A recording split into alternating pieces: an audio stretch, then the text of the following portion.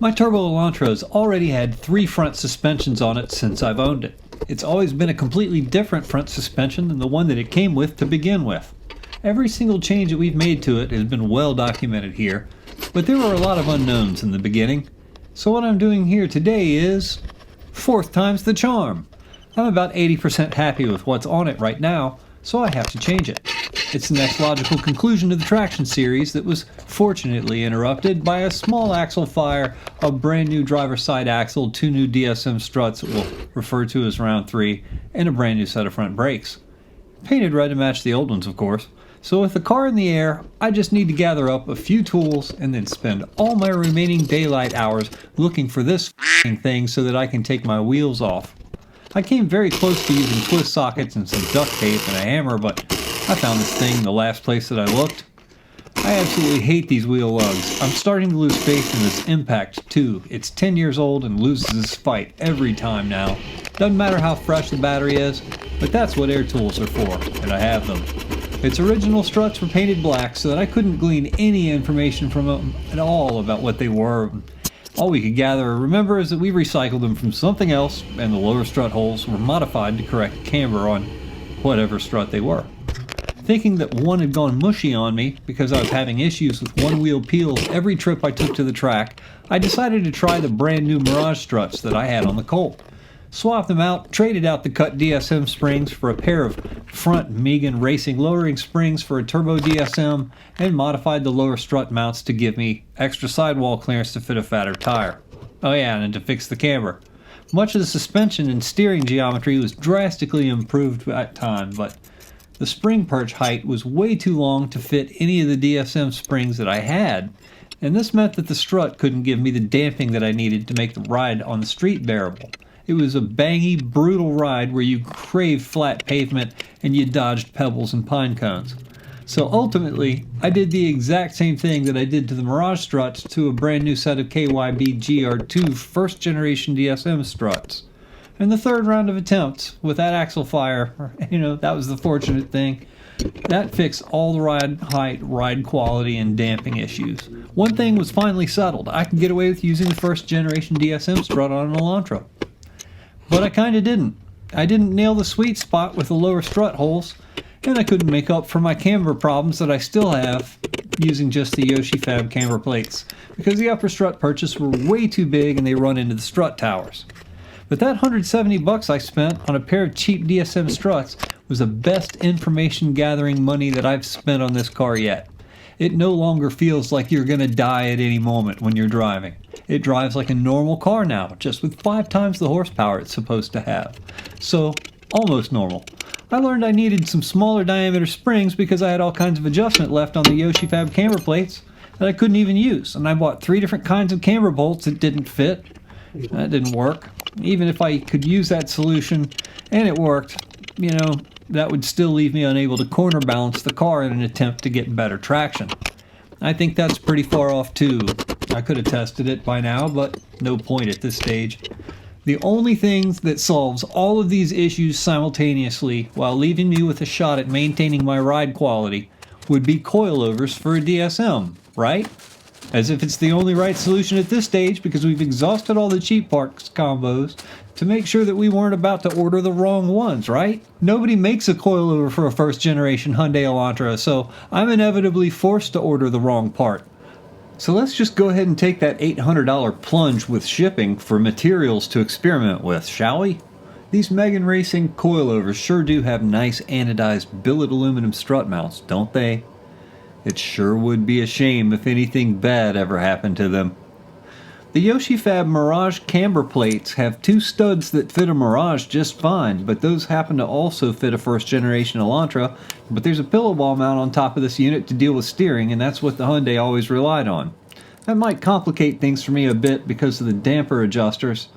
These are nice. I'd really like to be able to maintain them, but I already suspect there's going to be a problem here. I just need this part. It didn't look to me like anything about the upper perches on either of these units are interchangeable. There's no way.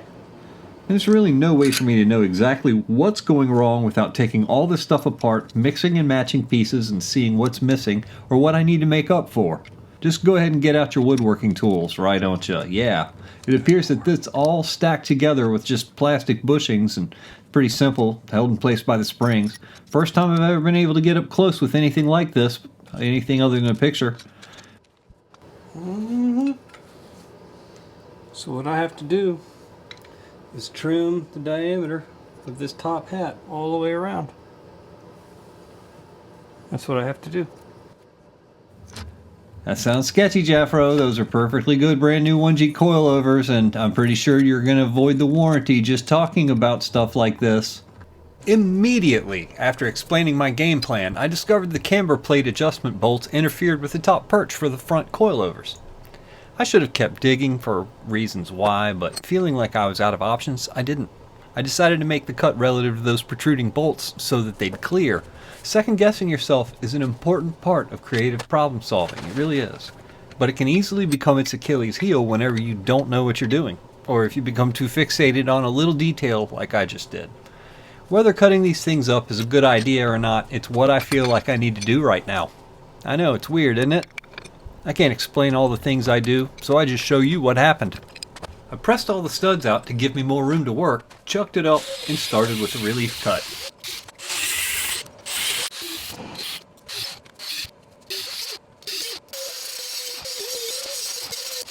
Wait a minute. I might be mildly retarded. No. Really? Really? Yep, I ruined it. Oh. Nope. None of it's just held up by plastic. What the heck is this thing anyway? Some kind of a bearing. Oh, I see. Well, this is a sealed roller bearing. Not very much of a seal, but let's pop this back apart again. Yep, ball bearings. Wow. Really? Ball bearings.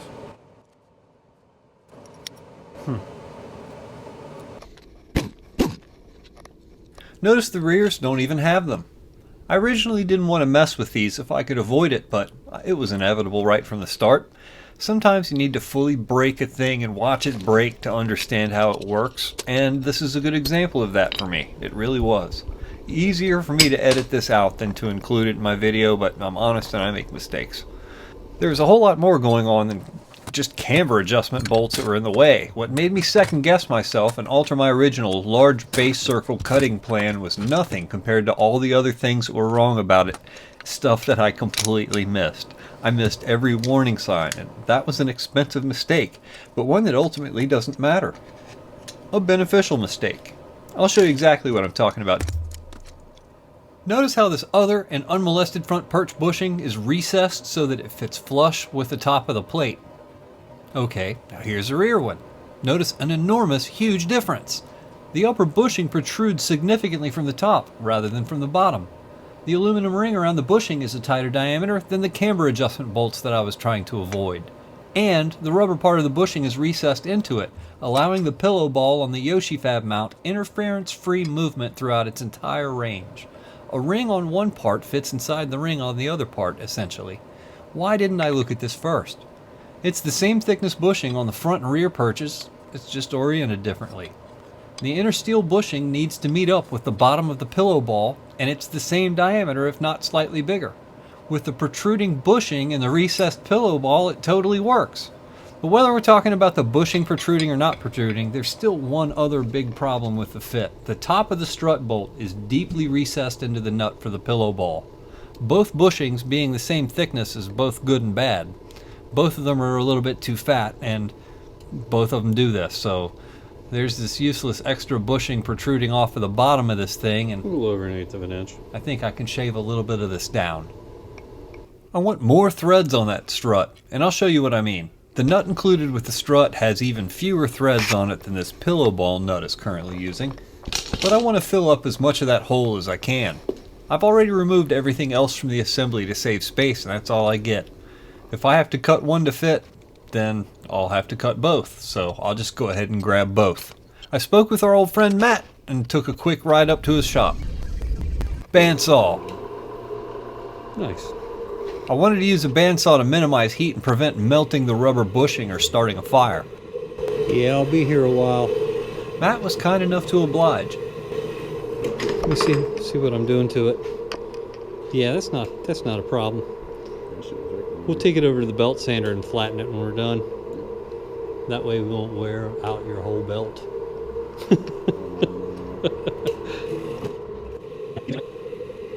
Dude, I'm halfway through it.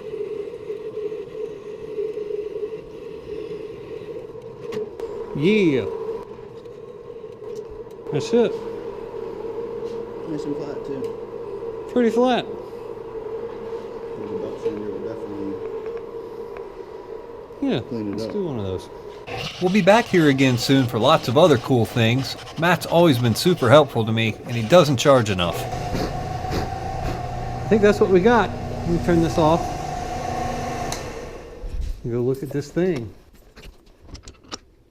Does that fit? Yes, it do.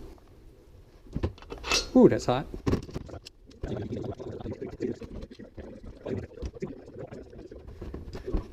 Look at what a difference that made. Check this out. Oh wow, yeah, that's a lot. Whole Like, lot better. I could probably even afford to grind the top of this bolt off and then attach my adjuster. Yeah. But I'd like to have as much of this bolt as I can. Yeah. Very proprietary thing. Maybe machine something out. I don't know. I mean, it's just a small, tiny amount of space left before it's flush. And if you look on the underside, Yeah, it needs that space there. I think it does. I mean, get a flashlight. Look, it's reliefed. Look, see there? It's reliefed.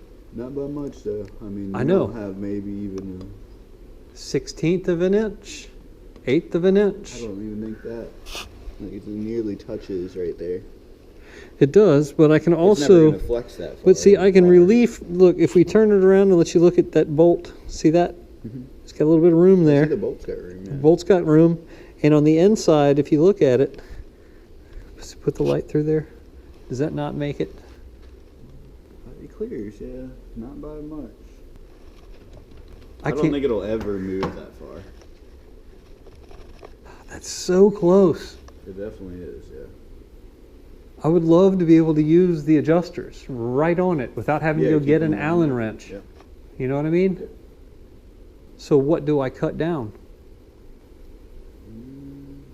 I have two options. I either keep going with this bottom piece, which is the perch mount, and keep in mind, the more of this we grind away, the more of that inside lip we use to hold the spring. Yeah. There's only going to be a plastic bushing inside of it beyond that. Yeah, definitely need that to be sturdy. So, You really don't have much left to take out. There's no kind of spacer or anything, I guess, on the bottom of the between the perch and the shock. and even if there was, I know some of them have like a washer that goes right there. well, yeah, I took mine out. You already took it out. I Yeah. took it out. So, I mean, like, Yeah, short of machining the nut, I mean, which sucks there's only to one see. other thing you can do. There's only one other thing you can do. Turn that shorter.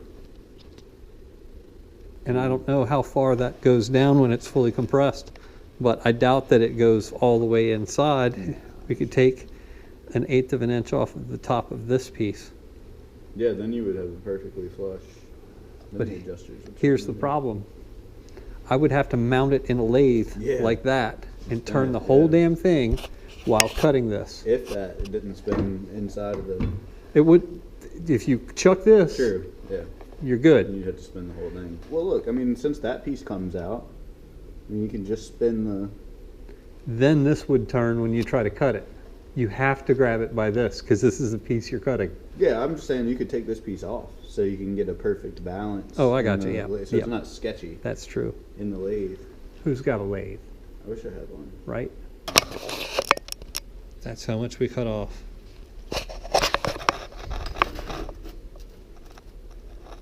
That is not bad. We took a good 1/4 inch off of that.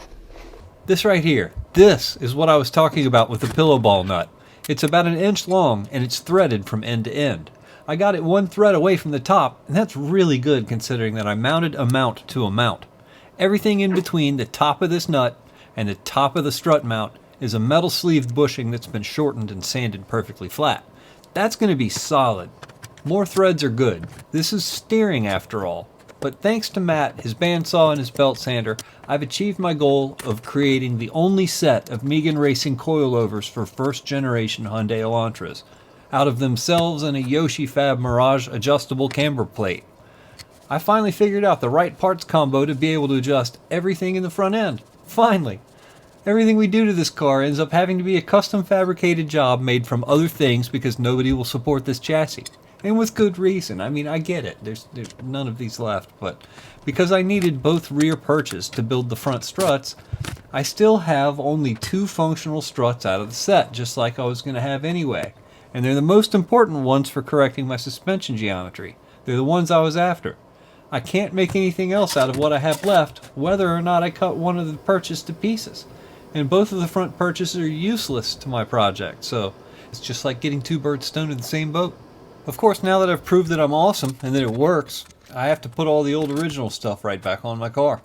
There's a whole lot of stuff that I need to adjust if I ever want to drive it out of here, so I need to get it all at least close to where I'm already at before I try it. Or drive it out of here and do it all somewhere else. Either way, it just so happens that half the parts I need to accomplish this will need to go back to their original homes. I have the recipe now. I found the thing that works. I can bring all the ingredients with me and make it somewhere else.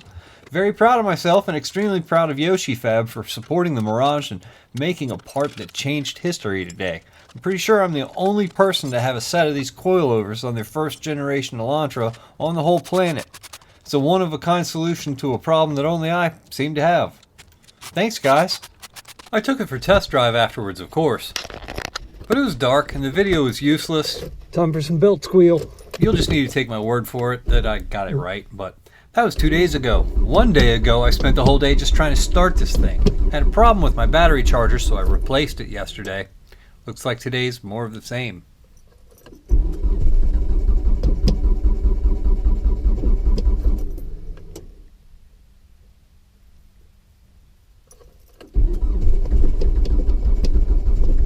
Come on, girl. Don't crank it out. Uh-oh. No, starty.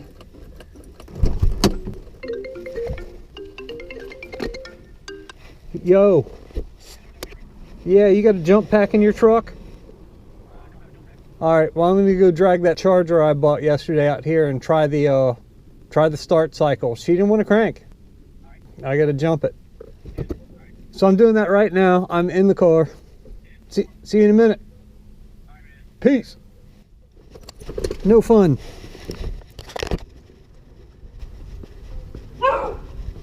What the hell? What are you doing in my yard? That's not your house. What are you doing here? That's funny.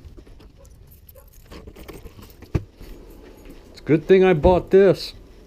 I haven't had a chance to use this thing yet. Yesterday, after a half day of frustration with my old charger, I bought the new one, brought it home, assembled it without reading the instructions, and checked on the Hyundai again. Wouldn't you know it, the old 15 amp unit finally somehow managed to win the fight with starting the Hyundai. I guess I hadn't spent enough money on the problem to make it work yet. There's got to be a morning after, if we can hold on to the night. But it didn't put enough stank on it to last me overnight. But we'll see if this new one changes any of that. I don't know. My 50 amp good one from Pig Iron. Oh.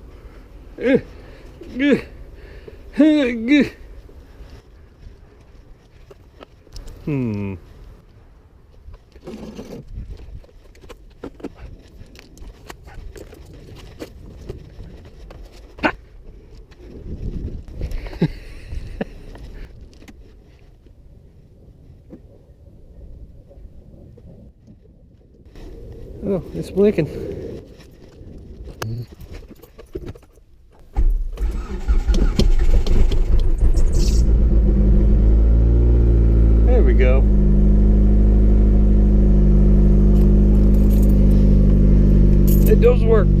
I didn't know if I mean the Hyundai or the Charger / starter thing. My struggles today were only seconds instead of hours, and whenever the Hyundai can find the cold cranking amps, it's fantastic. I think this thing has a bright future here. Thank you, Patreons, for making my life easier so I can get work done faster. I love that, because despite random jailbroken coonhounds and starting my second day in a row with battery problems, I still beat everyone else to the meeting of the minds that I called, except for Matt. That Charger already saved me a heap of embarrassment.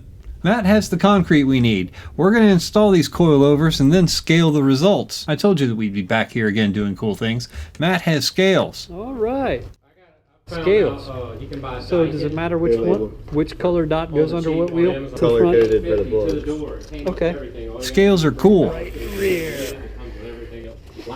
So the white one and the blue one are the rears, and the red one and the green one. There we go. I should have spent the extra $200 and get the wireless one. I regret it all the time. Yeah. I use them. Okay, so there's the notch. Yep, you just got to see where the groove is. That's it. No screw or anything. Okay. Cool.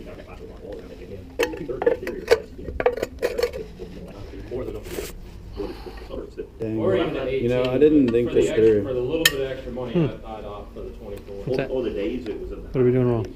I'm going to have to, I guess, turn this on. We're going to have to calibrate all the scales before we let it down on. Okay, well we're not on it yet. Yeah. But so, yeah, I was thinking we might Yeah, as so well we'll connect it. We'll connect it and calibrate it. It's 0. Yay! All zeroed. So slowly let the jack down. After Jamie's original suspension solution and my 2 future attempts, Jamie insisted on being here to see this, and I can't say no to that. 505, 503, 2 pound difference. Look at that. Less than 2 pound Oh, difference. yeah, 2 pounds between it, yeah. Less than 2 pounds different. That's incredible. Oh, that thing's backlighted. That's cool.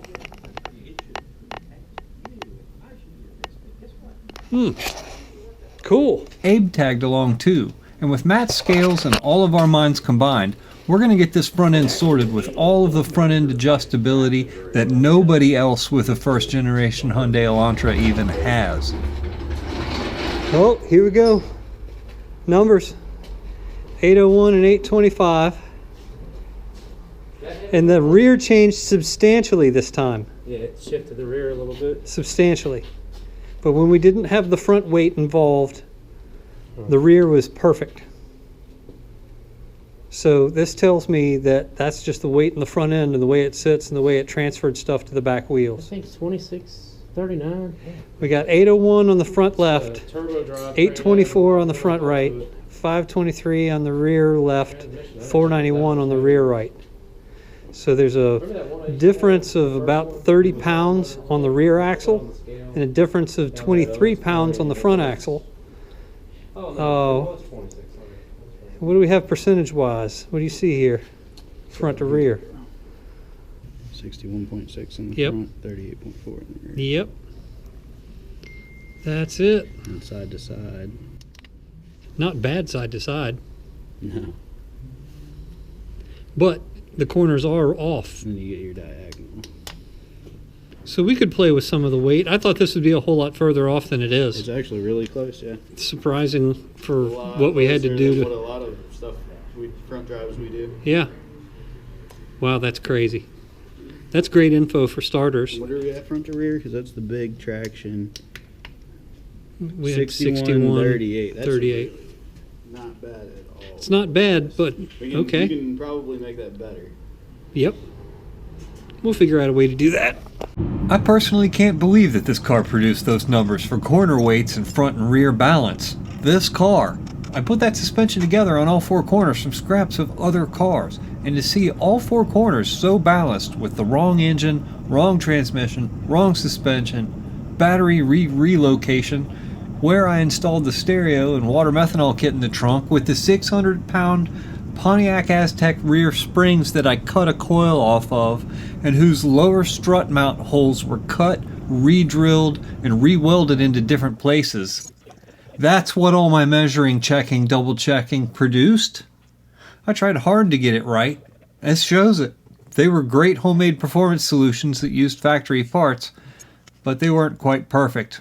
They're just what helped me figure out which set of $800 coilovers that I'd need in order to get this car as close to perfect as it can be. Honestly, I was hoping that they'd be much further off from where they are, because now I'm tasked with having to improve upon it. These front coilovers opened that door for me. Though it's cost me a custom-made, out-of-production pair of camber plates, plus a full set of 4 coilovers to construct just 2 front coilovers and nothing else, well, at least I can finally correct the strut angle, the corner height, dampening, and spring rate independently on both of the front wheels on a completely unsupported car, so that I can finally get my toe and camber perfect. It's going to take time and effort to get it perfect, but all these people are here to make sure that at the very least I'll be able to drive it home. What's that reading? I'm trying to figure out which side of zero it's on. This one doesn't really tell you. It shows you which direction. 0.2 positive.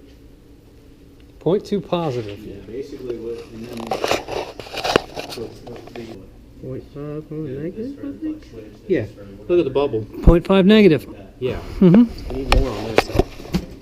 Can you go in anymore at all or no? Maybe. I'll hold the block. You want to whale it? Okay. You good? Okay.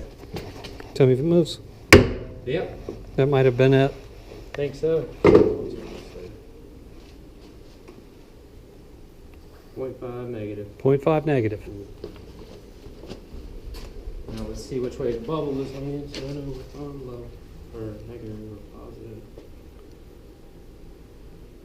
That's on the negative side. Might be exactly what you want. 0.3 negative. I could live with that. Yep. That's, I mean. Do you want to pull tape on the tires? Yep. Let's do that. All right. All right. Yep. Right about there. What you got?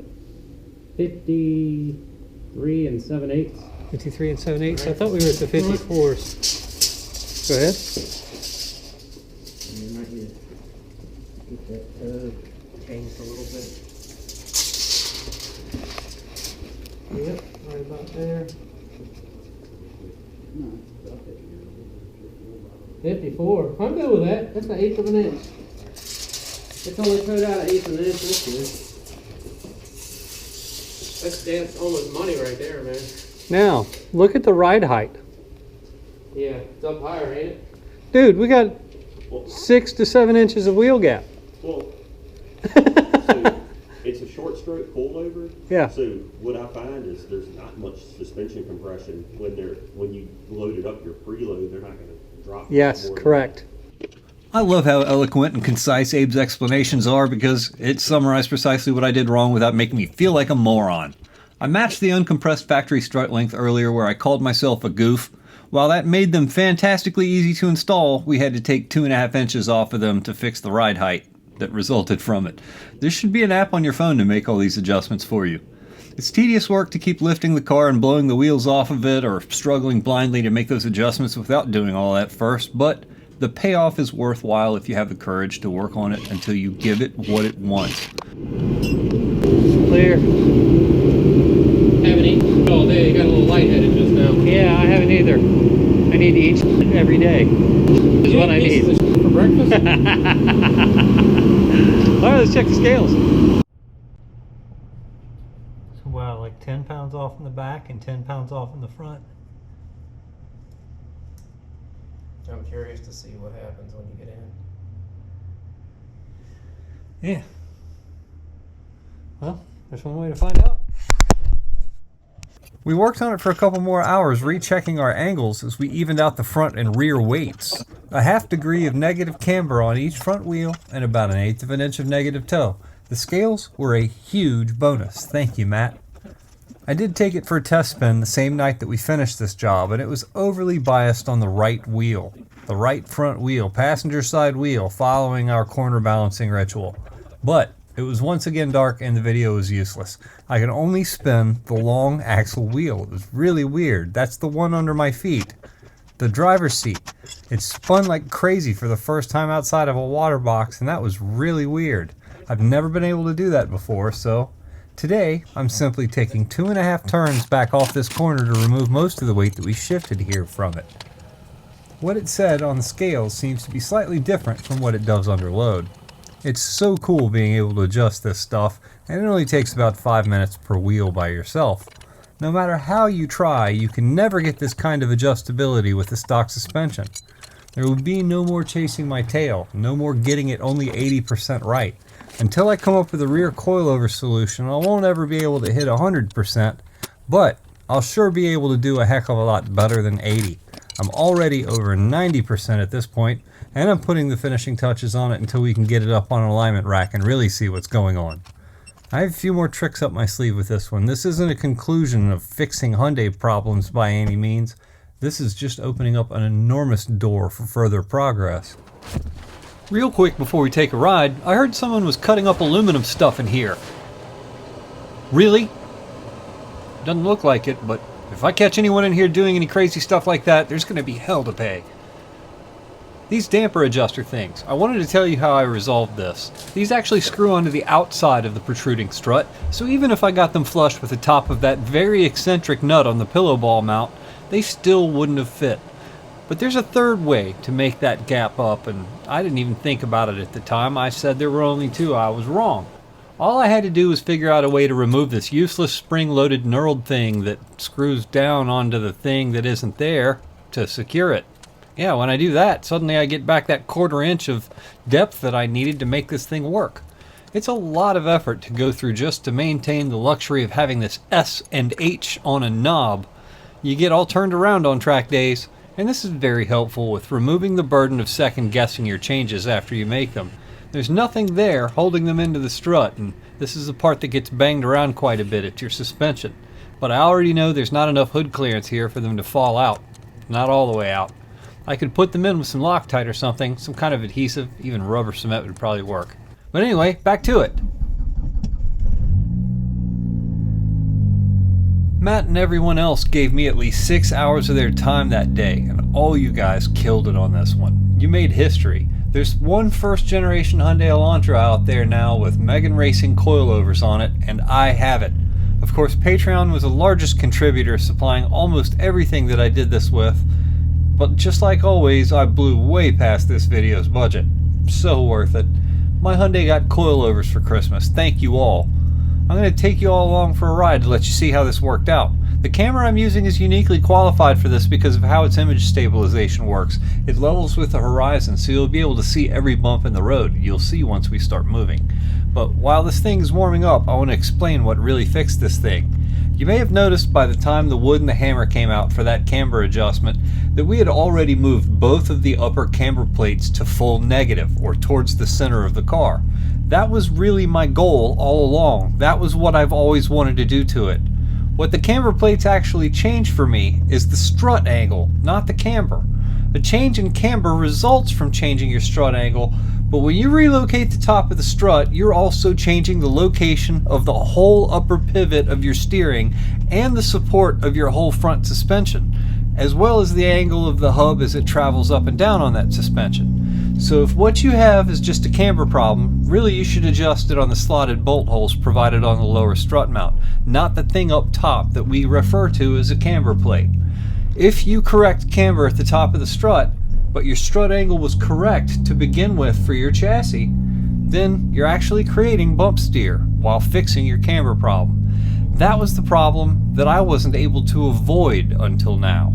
I could get the camber right at whatever ride height, but it would be wrong again the moment the suspension traveled under load. The car would be trying to drive in a different direction because the suspension moved.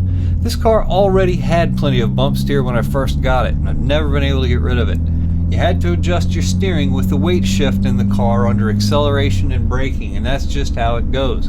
You're constantly having to react to whatever direction the front end wants to go. New bushings and everything else. It's just how bump steer works. While it appeared to be a camber problem on the alignment rack, really, it's been strut angle all along. Now, this is the part of the video that gets really strange, like how my dome light just randomly shattered and rained down on my right arm one day while I was driving, or how the passenger door handle trim launched in my lap doing the same kind of thing. Now watch the grommet thing on the top of the passenger seat randomly just break itself.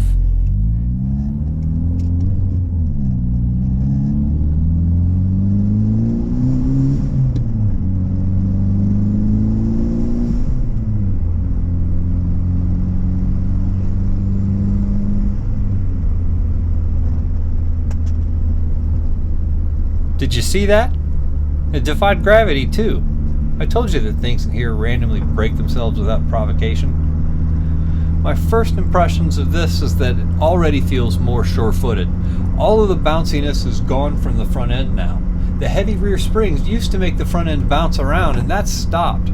You hit a bump and it's over with. Bumps no longer change my direction of travel, and all this is great. And it's really feeling like we totally nailed the alignment. It's not pulling to either side or acting weird when I encounter uneven lanes. It's driving like a better car than it's ever been so far. I mean, I'm not really doing anything terrible right now, but watch me do a Jesus take the wheel as I drive by this cop right here. She's staying straight. No wobbles or weirdness. This makes me happy.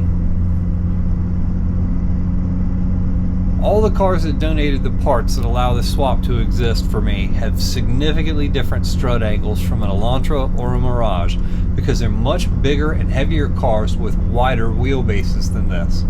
And that's what you've watched me try to work around by modifying different factory parts and trying to fit different things all these years.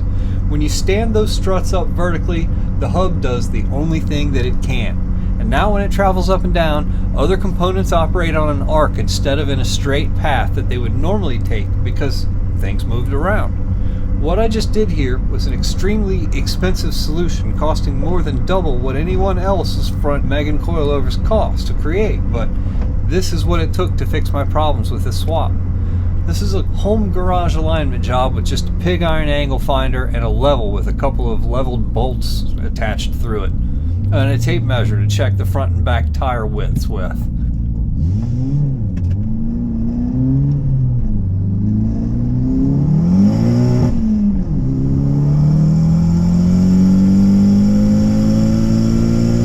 In a straight line, second gear does what second gear does at 24 pounds of boost, but at least both spun instead of only one this time.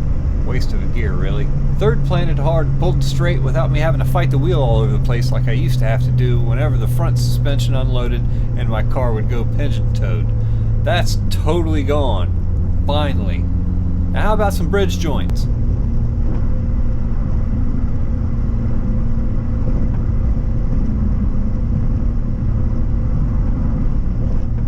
Not too bad, not too bad. I can live with this. Actually, this is awesome. This video right here is proof that you can put coilovers on an unsupported car if you're willing to take the risk to pay twice what everyone else does and don't care if you destroy what you're working with. You know? And if your swap is weird enough, you're probably even going to have to in order to benefit from all the rest of your other hard work. I could find no other cheap nor easy solution for this, nothing that was Hyundai worthy, so instead I decided to give you all the fix that it really needed. Between rewiring this engine from scratch and making these coilovers fit with the help of my friends, I don't really know which one was the bigger fix, but this completely changes this car's future here.